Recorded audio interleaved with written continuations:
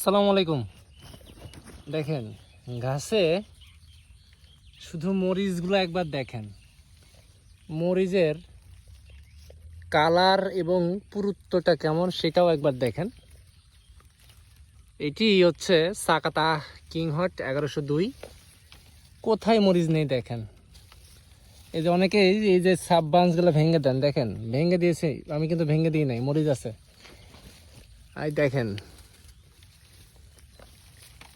গাছে শুধু মরিচগুলো দেখেন, ওরকম উঁচা করে তো দেখানো সম্ভব না, তো তারপরেও একটু উঁচা করছি। দেখেন এইভাবে কিন্তু মরিচ বোঝাই যাচ্ছে না। এই যে দেখেন,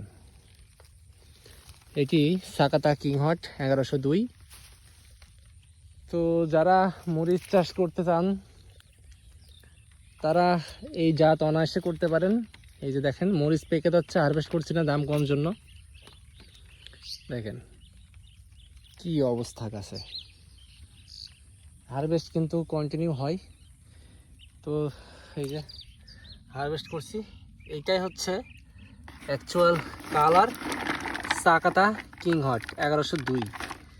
একদম সবুজ রং, হয়তোবা ক্যামেরার লাইটে অন্যরকম লাগতে পারে, এক এক সময় এক এক রকম লাইট, তবে গাছে যদি দেখাই, এই যে গাছে দেখেন, এই যে